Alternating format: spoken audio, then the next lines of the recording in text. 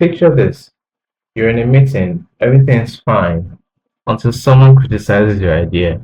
Suddenly you feel defensive, maybe even angry, and you shut down. That reaction, that's an emotional trigger. Hi, I'm Joseph and welcome back to the channel. Today we're breaking down a skill that every young leader needs, understanding your emotional triggers and learning how to manage them. So, let's begin. What are emotional triggers? Emotional triggers are essentially just experiences or cues that spark a strong emotion in us. Now, this differs from person to person. There is no one size fits all, but there are certain similarities that can be found in different individuals. Some examples are being ignored. For example, you're in a party, you feel completely left out, as you see in the image on the screen, where you find that the person is feeling isolated and feeling like, oh, everybody's having so much fun without me being present. So why am I even here? That is tied to an emotional response, and that means that person has been triggered by that specific environment. Another example, as we stated earlier, is being ignored, or perhaps even public correction.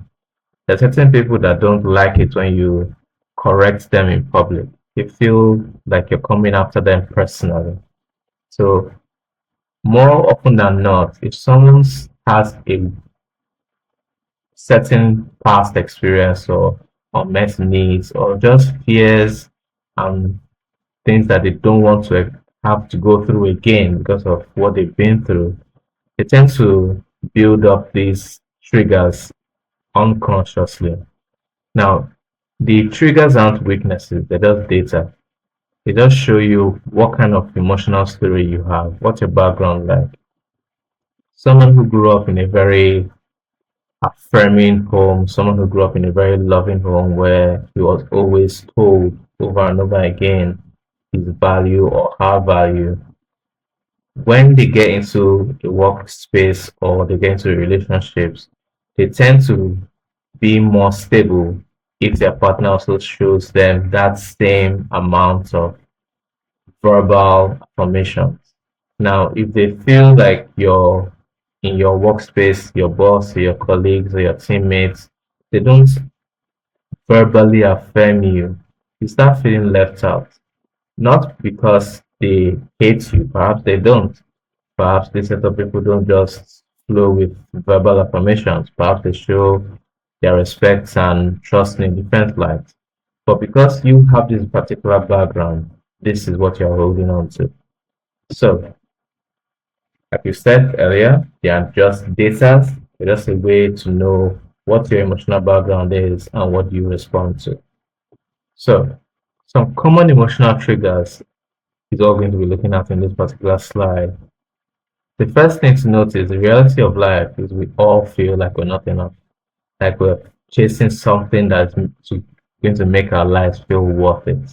So, I would love to know in the comments below if either of you have felt these particular things and how you dealt with it when you felt it. How did you respond to it? The first one is criticism or rejection. It's a very common thing in the workspace where you have different people who have good ideas, but they are afraid of being told, no, we're not really going to go in that direction. Or they're afraid of being told, oh, the idea is not too good, so we're just going to go somewhere else. In this picture, you have a group of colleagues who are very happily working together, but this is not always the case. Same as being the second common emotional trigger, which is not being heard in group settings. You have a vast variety of people in your workspace, but sometimes it feels as if your own voice isn't heard. Like maybe nobody really listens to you, like you are being shoved to the side. Perhaps it is not because they are intentionally doing it, but that's just how you are reacting to the environment you have been placed in. The third one is being compared to others. Now, for people who grew up as single children, they may not really understand the emotional baggage that comes with this particular point. But if you were the middle child, especially, or if you were the youngest sibling, you kind of grew up with the mindset of, oh, you are living in somebody's shadow. oh, that person is just like their brother, that person is just like their sister, and whatever the cases were, especially in certain cultures, where you have people who are constantly compared to other people. Oh, you got an A in your test. Well, so this other person got straight A's, you only got one. Perhaps in the workspace, this person has done every single project consecutively over the last 5 years, has done it successfully, but you are barely managing to push forward with one. And so you have people who kind of constantly compare you, and perhaps you also do it yourself. Now, the irony of this particular point of view is this: you are not going to be compared with anybody except yourself, because everybody else is also looking at you to say, well, he or she has done A, B, C, and I have not done the same thing. Everybody is feeling like we're not worth it. It's not something that is unique to a single individual, because we all feel that way. We all feel like, oh, this person is so far ahead of me, or they've done something that I can never do. And so you put yourself down based on that. So some other aspects when it comes to leadership, especially for emotional triggers, is that your reaction sets the tone for your team. Your reaction sets the tone for your whole team. So if you feel like, oh, you're not worth where you are, or you're constantly being afraid of rejection, you're constantly feeling like you're not heard, you're constantly comparing yourself to other people, your whole team is going to feel that energy. They're going to feel the insecurities, and it's going to lead into the other team members. And before you know it, your productivity starts to decline, and you start to feel like you're actually not being successful. So the next point we're going to be looking at is signs that you have been triggered. But before we get into this, I want to just quickly explain how to identify your own personal triggers. Awareness is step one. So here's some of the ways you can know. First, notice your body. Does your heart race? Do you feel tension in your jaw, stomach, or shoulders? In the picture here, and please let me know if this is familiar to any of us, you find someone who is shouting, I am not angry, I am not mad, I'm perfectly fine. Meanwhile, your teeth is clearly gritting. You are screaming at the top of your lungs. Your nostrils are flaring, your eyes are wide, your body is shaking. You are clearly triggered. But yet, the person is still trying to convince you that they are not. Second sign, the second way to identify if you've been triggered or not is to reflect on past patterns. Ask yourself, when do you usually feel overwhelmed?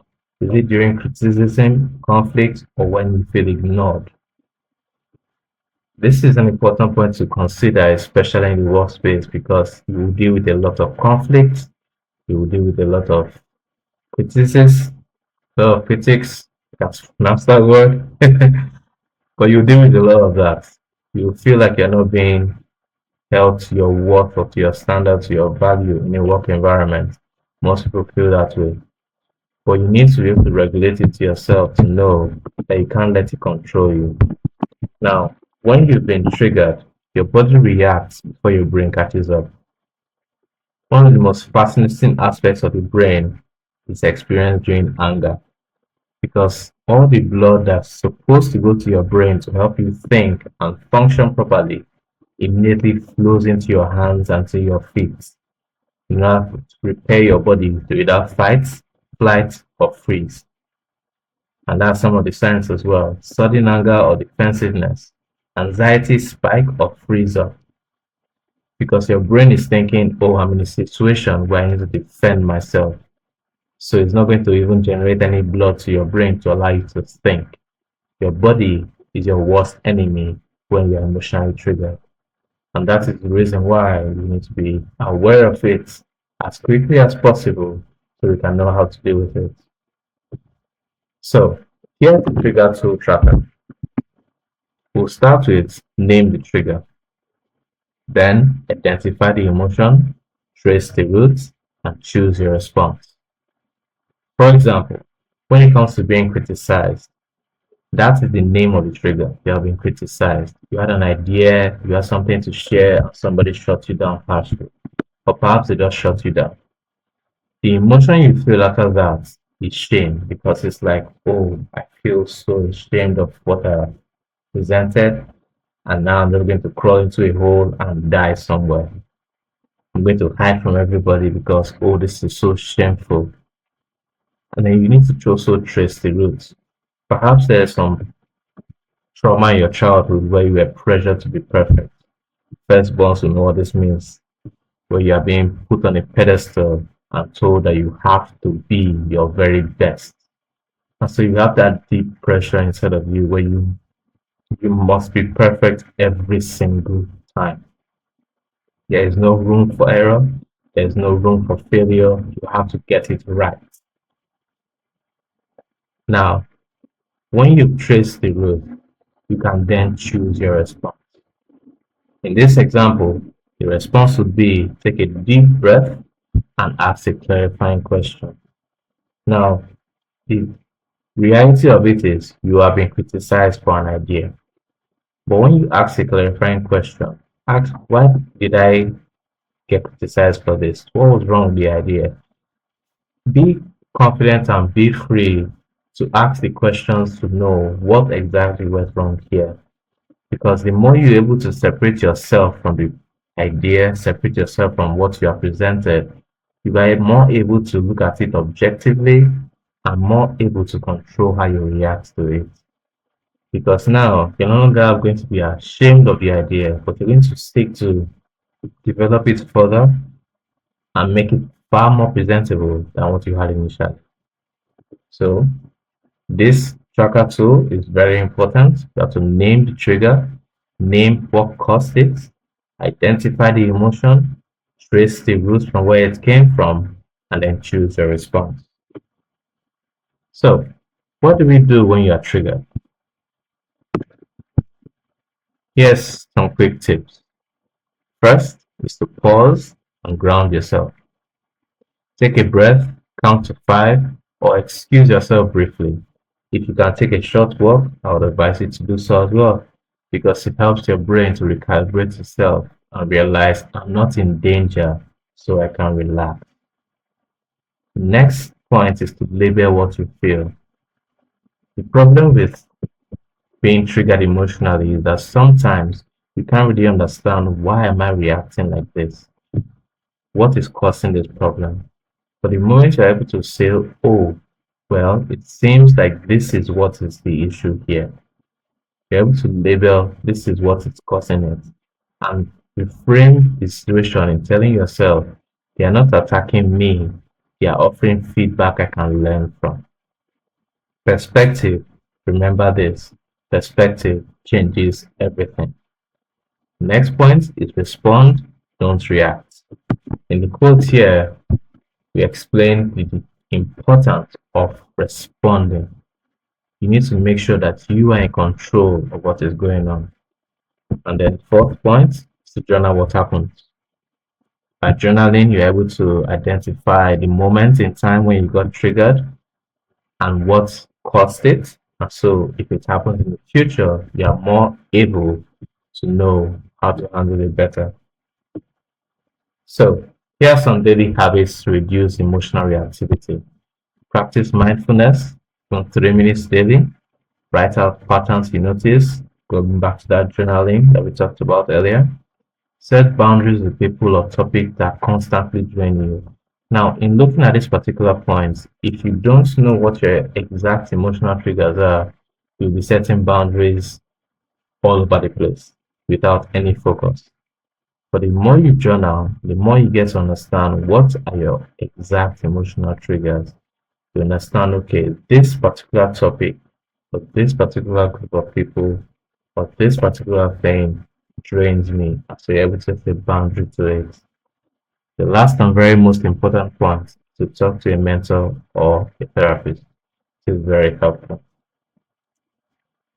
So being a young leader doesn't mean being perfect. It means being aware, being willing to grow, and modeling what healthy emotional management looks like.